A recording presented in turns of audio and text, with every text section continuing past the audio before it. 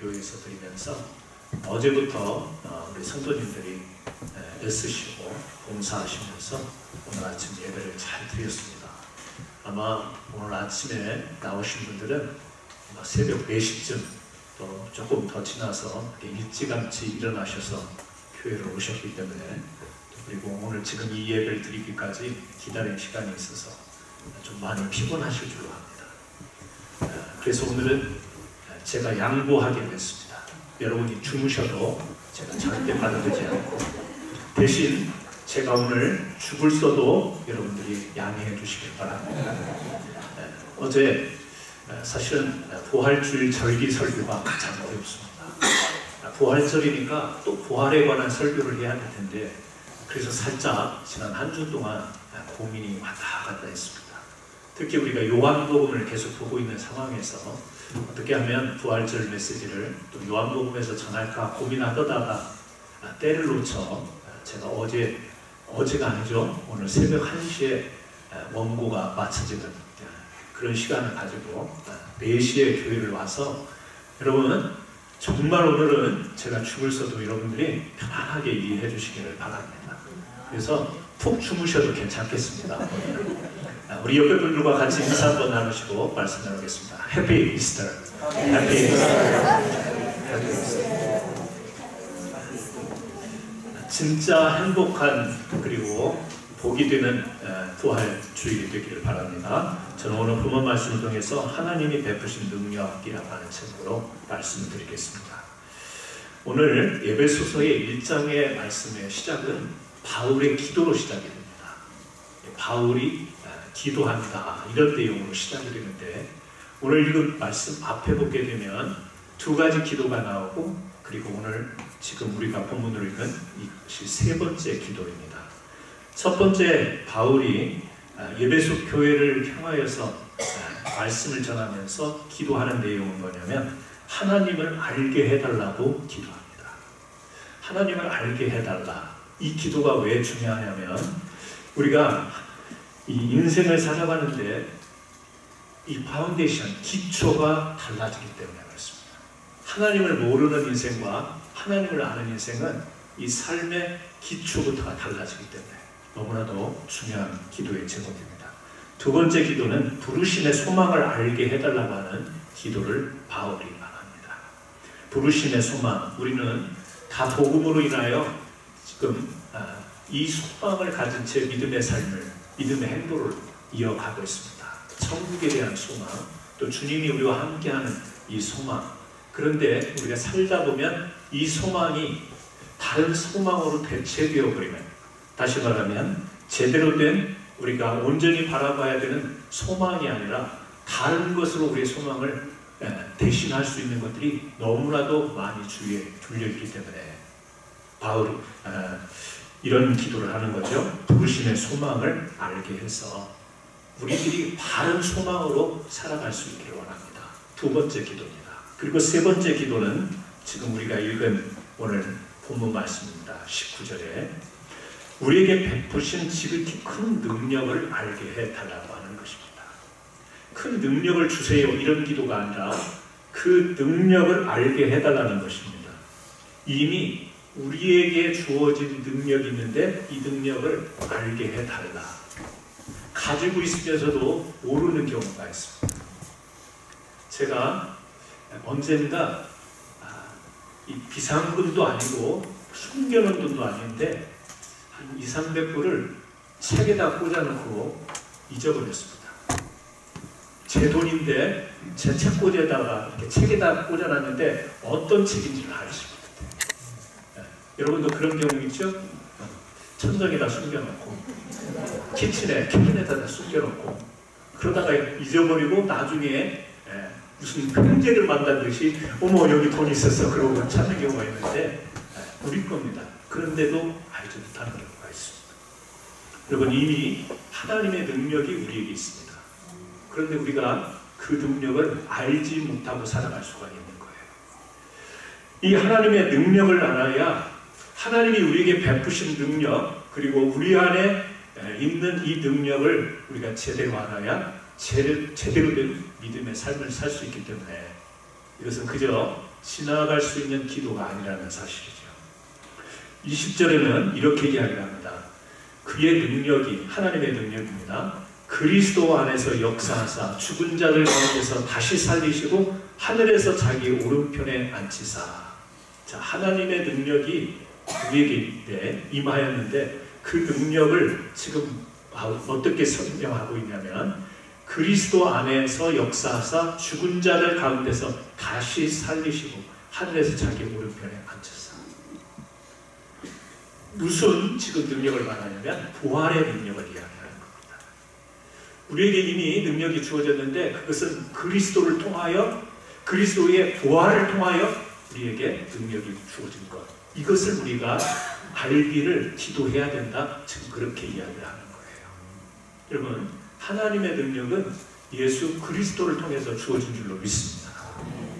예수 그리스도를 통하여 우리에게 임한 능력, 그것은 사망 권세를 깨뜨리는 새 생명의 부활의 능력, 그 능력을 우리가 이미 가지고 있어요.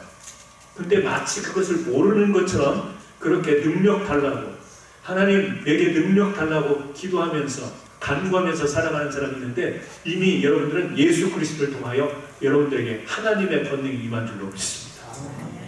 이것을 잊어버리면 안 되는 거예요.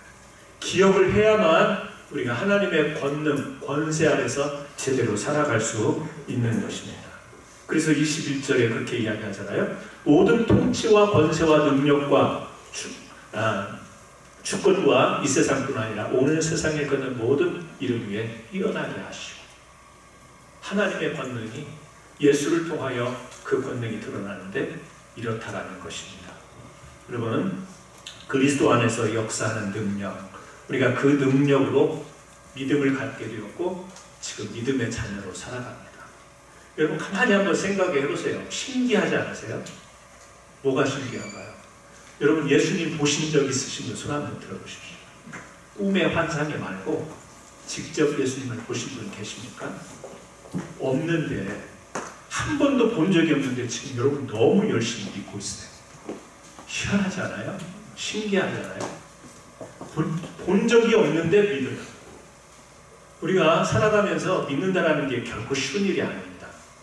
눈으로 확인하고 재확인하고 또 한 번 돌아보고, 그렇지 않으면 우리가 속아 넘어갈 수가 있기 때문에, 그렇지 않으면 허망한 삶을 살 수 있기 때문에 우리는 확인을 해야 되는 존재예요.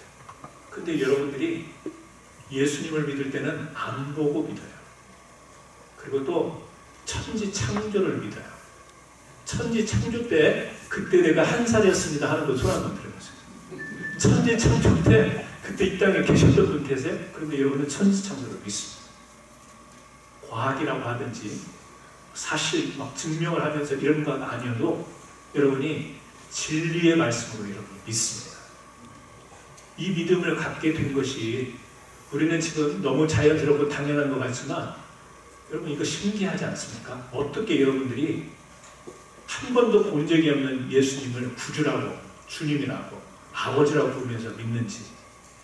천지창조가 성경에 글로 이렇게 표현이 됐는데 그 우주에 아주 기묘하고 아주 신비한 그런 이 세상을 보면서 하나님이 창조했다는 것을 믿는지, 그리고 언젠가는 이 땅에 주님이 다시 올 거라고 하는 그 종말에 대한 믿음을 여러분들이 가지고 계실 텐데 이 믿음이 어떻게 가능하냐는 거예요. 이렇게 우리가 가진 이 믿음은 바로 하나님의 능력으로, 하나님의 권능으로 우리가 믿게 된 줄로 믿습니다. 예수 그리스도를 믿는 것도, 우리가 이제 죽으면 천국을 간다는 소망을 갖게 된 것도 그의 능력이 예수 그리스도를 통하여 우리에게 임했기 때문에 가능한 것이죠. 그렇습니다. 바울은 에베소서 1장에서 이렇게 우리가 믿는 것이 사실은 놀라운 것이다, 놀라운 하나님의 능력이다라는 것을 우리에게 재차 이야기를 하고 있는 거예요. 이렇게 하나님의 능력이 우리에게 임하셔서 도대체 우리의 삶이 어쩌라고 지금 이런 말씀을 하셨는가? 에베소서 1장 12절입니다. 그 앞에 있는 1장 12절 같이 한번 읽겠습니다. 시작. 이는 우리가 그리스도 안에서 전부터 바라던 그의 영광의 찬송이 되게 하려 하십니다. 이렇게 우리에게 권능을 주셔서 믿게 하시고 소망을 갖게 하시는 것, 이것은 우리가 그리스도 안에서 전부터 바라던 그의 영광의 찬송이 되게 하려 합니다. 우리가 하나님의 영광의 찬송이 되게 하시려고 이런 능력으로, 그리스도의 능력으로 우리에게 임하셨다라고 하는 거예요. 그러므로 오늘 여러분들은 하나님의 영광의 찬송이 되어야 될 줄로 믿습니다. 여러분 자체가 하나님의 영광이에요. 여러분, 우리 그러지 않습니까? 집에서 아이들이 기특한 일 하면, 야, 우리 집에 가문의 영광이다. 가문의 영광. 이런 진지한 마음을 담기도 하고 농담 삼기도 하고, 가문의 영광이다. 이런 이야기를 합니다. 영광이라는 말을 우리가 이해합니다. 영광이라는 말을 좀 다른 표현으로 하면 자랑이다. 이렇게 표현할 수 있어요. 여러분은 하나님의 자랑이에요. 우리 자식들이 너를 좀 잘하면 자랑하고 싶을까요? 안 하고 싶을까요? 자녀들이 뭐가 좀 잘 되면 자랑하고 싶을까요? 아닐까요? 그렇죠? 자랑하고 싶지 않은 분은 한번 정신 진단 한번 받으시면 입이 근질근질합니다. 자랑하고 싶었어요. 제가 목사가 엄청 참고 있어서 그렇지 우리 애들을 자랑하고 싶어서 입이 근질근질할 때가 한두 번이다. 잘났다 그럴까봐 말을 못하는 것이죠. 그렇습니다. 자랑하고 싶은 게 있습니다. 하나님이 여러분 한 분 한 분을 자랑하고 싶은 거예요. 자, 옆에 분들하고 인사 한번 나눠보세요. 내가 이래봬도 하나님이 자랑하고 싶은 존재입니다. 그렇게 인사 한번 나눠보세요. 여러분은 그의 영광, 그리고 그의 영광의 찬송이 되게 하여 노래가 되는 거예요. 여러분은 하나님의 영광의 노래예요. 노래도 음치가 부르면 괴로워요. 제대로 음과 박자를 맞아야 제대로 노래가 되죠. 아름다운 노래. 그런데 이 영광의 찬송은 박자 못 맞춰도 괜찮아요. 음치여도 괜찮아요. 그냥 우리 자체를 그리스도의 권능으로 붙들어 주셨기 때문에 그 자체로 뭐가 나고 흠이 있고 뭐가 앞뒤가 안 맞고 그래도 우리는 그의 영광의 찬송이 되는 줄로 믿습니다. 여러분, 부활절에 우리가 이 사실을 기억했으면 좋겠는 거예요. 부활절이 되면 예수님이 역사적으로 진짜 부활하셨다 막 이것만을 강조하는데, 오늘 정말 중요한 것은 우리가 그리스도를 통하여 하나님의 영광이 찬송이 됐다는 이 기쁨과 감격과 환호를 좀 나누는 부활절이 됐으면 좋겠습니다. 비록 이제 나이가 먹어서 목소리도 잘 안 나오고 체력이 딸리기도 하고 교회에서 예배 드리는 거 봉사하는 것이 어렵다 할지라도, 야, 너는 이제 때가 됐으므로, 너는 기한이 됐으므로 이제 영광의 자리에서 좀 내려올래? 이런 거 없습니다. 이제 계속 부르는 그 찬송 이제 좀 스탑할래? 이런 거 없습니다. 주님은 영원토록 여러분들을 영광의 찬송으로 받으시기를 원하세요. 이 땅에서 뿐만 아니라 천국에 가서도 우리는 하나님께 영광이 되는 존재. 저는 우리 사랑하는 성도님들이 예수 그리스도를 통하여 부활의 영광, 예수 그리스도를 통하여 산 소망을 주신 은혜가 바로 우리로 하여금 하나님의 자랑이 되고 영광이 되고 찬송이 되려고 이렇게 예수 그리스도를 이 땅에 보내셔서, 그리고 고난도 받으셨지만 죽은 자 가운데서 다시 승리하고 다시 생명을 부활의 승리로 우리에게 다가오신 이 은혜. 그렇다면 여러분, 우리가 다시 한번 이 부활절에 마음에 새겨야 할 것은, 하나님, 제가 스스로 능력 있는 삶을 살 수가 없는데, 제 스스로 믿음을 가질 수 없는데 예수 그리스도를 통하여 믿음까지 주시고 이제는 하나님의 영광의 찬송이 되게 한 것을 내가 다시 한번 붙듭니다. 이런 삶을 살게 하옵소서 결단하는 부활주일이 되기를 주님의 이름으로 축원합니다. 두 번째는요, 바울은 바로 그 힘의 위력으로 역사심을 따라 믿는 우리에게 베푸신 능력, 이렇게 이야기를 하는데, 주님의 능력이 우리에게 임하면 우리에게 회복이 일어나는 역사가 있는 줄 믿습니다. 우리가 살아가다 보면 갈등이 존재하고 분열이 존재합니다. 그래서 남는 것이 상처입니다. 상처를 받게 되면 우리 삶의 열정을 잃어버립니다. 의욕이 사라지죠. 상처받았는데 오늘 또 상처받았으니 열심히 살아야지 이런 사람 없습니다. 완사가 귀찮고 싫습니다. 사람이 보기가 싫고 일하던 것을 놓아버리고 싶은 것이 상처받은 사람들에게 나타나는 모습입니다. 여러분, 우리가 주의 권능으로 이렇게 믿음의 사람으로 살아가지만 우리는 계속해서 분열 가운데 살아가고 있습니다. 내가 의도치 않았는데 세상은 정치적으로 분열, 나라와 나라가 민족이 다투기도 합니다. 전쟁을 하기도 합니다. 아니, 한 집에 사는 식구들끼리도 갈등을 일으킬 때가 있습니다. 그래서 크고 작은 우리 마음에 상처들이 남아있죠. 하나님이 영광이 찬송이 되게 한다고 하는데, 이런 상처를 안고 우리가 주의 영광의 찬송이 되는 것은 왠지 어울리지 않는 모습입니다. 이사야 40장 말씀입니다. 여러분, 그 주보 뒤에 아마 나와 있을 텐데 1, 2절에 이렇게 나옵니다. 너희의 하나님이 이르시되 너희는 위로하라. 내 백성을 위로하라. 위로가 필요한 존재들이에요. 너희는 예루살렘의 마음에 닿도록 말하며 그것에게 외치라. 그러면서 40장 4절에 가니까 이런 말씀이 나오죠. 골짜기마다 두두어지며 산마다 언덕마다 낮아지며 고르지 아니한 곳이 평탄하게 되며 험한 곳이 평지가 될 것이요. 마치 이스라엘과 예루살렘의 그 지형을 이야기하는 것 같지만 이것은 사람의 상태와 마음을 이야기하는 겁니다. 골짜기가 있습니다. 사람들이 상처를 받고 또 성취하지 못한 일 때문에 늘 아쉬움 때문에 부족함 때문에 사람들 마음속에 골짜기가 있죠.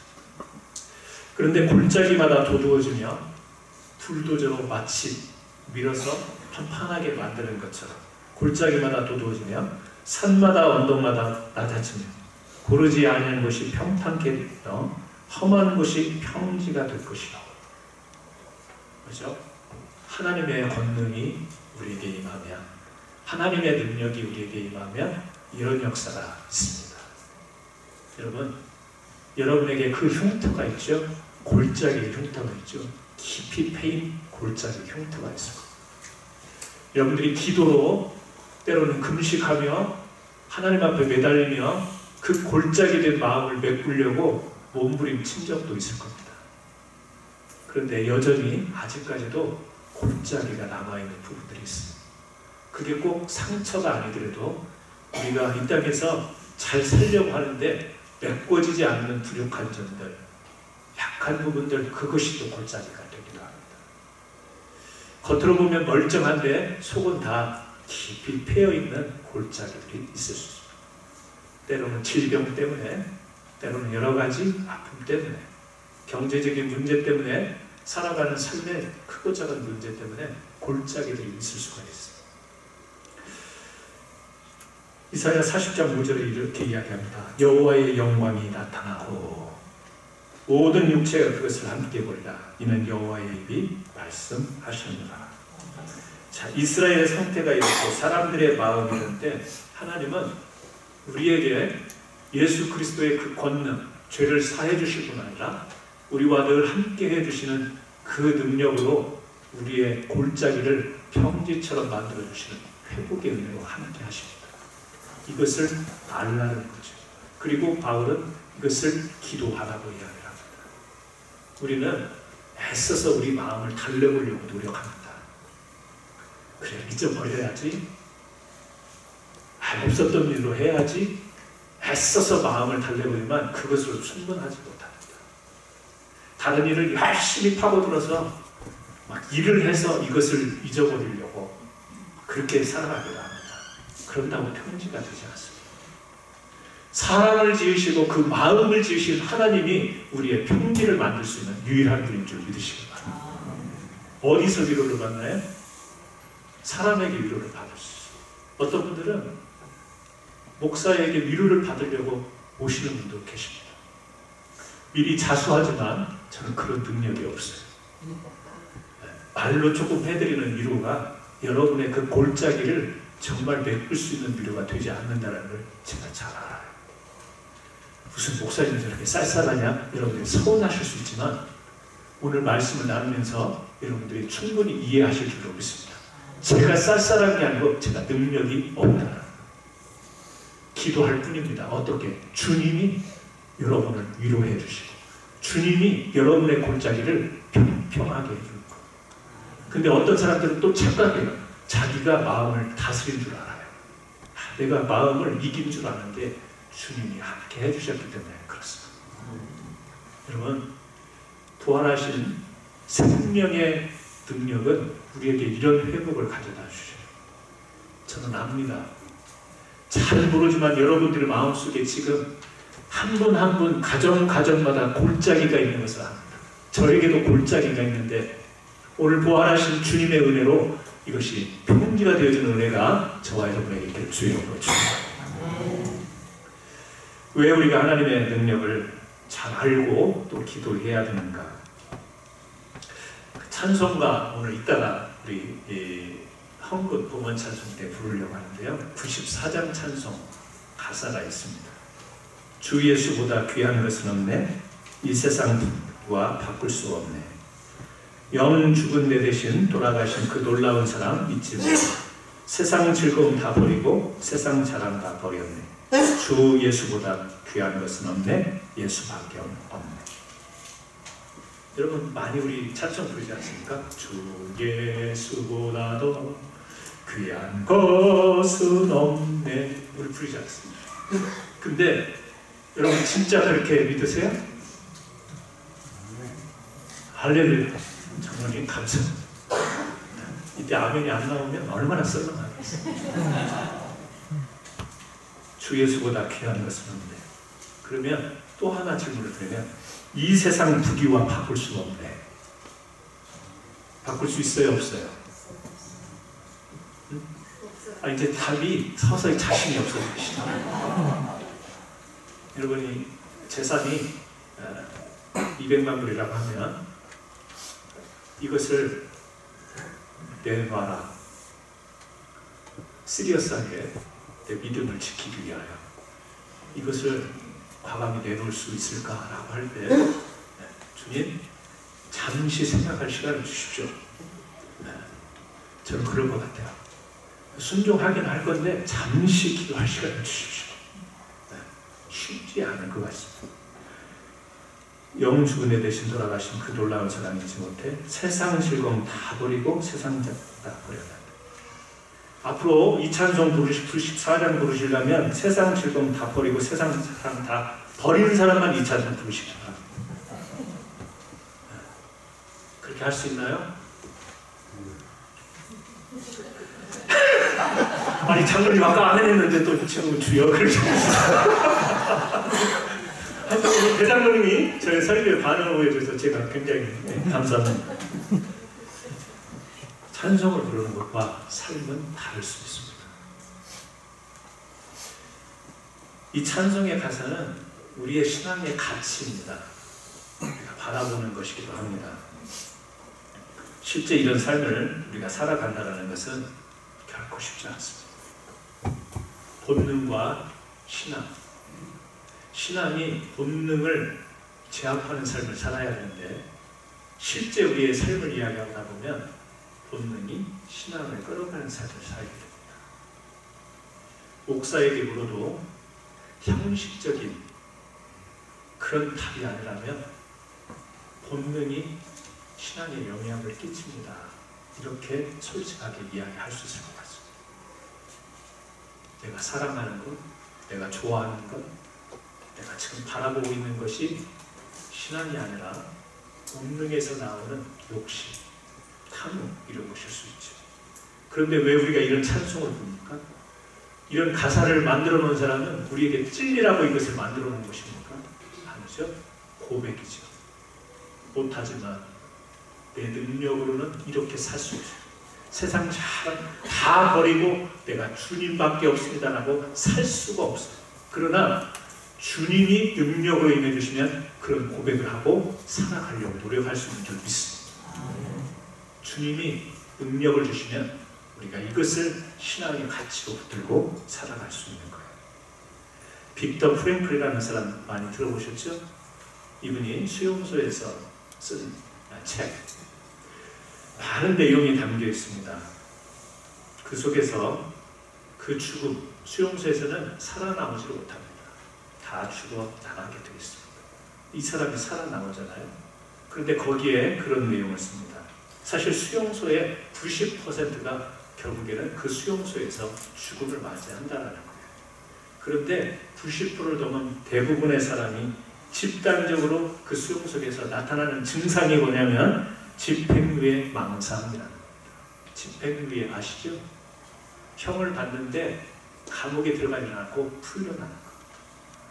그러니까 그 수용소에 갇혀있는 사람들이 집단적으로 드는 것이 있는데 그게 뭐냐면 망상이라는 거예요. 어떻게? 내가 언젠가는 이 수용소에서 살아나간다. 다 어떻게 보면 희망일 수 있습니다. 희망일 수 있는데 이 빅터 프랭클은 그것이 망상이다. 왜? 퍼센테이지로 봤을 때 90%가 다 거기서 죽으니까. 근데 그걸 가지고 사람들이 살다가 죽어간다는 거예요. 여러분, 바울이 하나님의 능력을 알게 해달라고 하는 것은 우리가 망상으로 살아가지 않기를 강조하라고 하는 기도와 같은 거예요.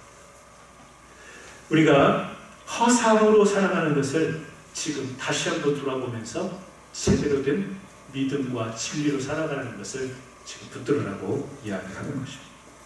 우리의 미래를 허상에 맡길 수가 없습니다. 우리의 미래를 망상에 맡길 수가 없습니다. 우리는 우리의 미래를 말씀에 묶어둬야 할 줄로 믿습니다. 하나님이 주신 말씀, 생명의 말씀, 부활의 말씀, 이 말씀으로 우리 앞날을 가야 됩니다. 말씀을 마치려고 하는데 고린도 전서를 보시고 마쳤으면 좋겠습니다. 주보에 나오지 않는데요. 죄송하지만 고린도서를 좀 펴시면 좋겠습니다. 고린도 전서 15장.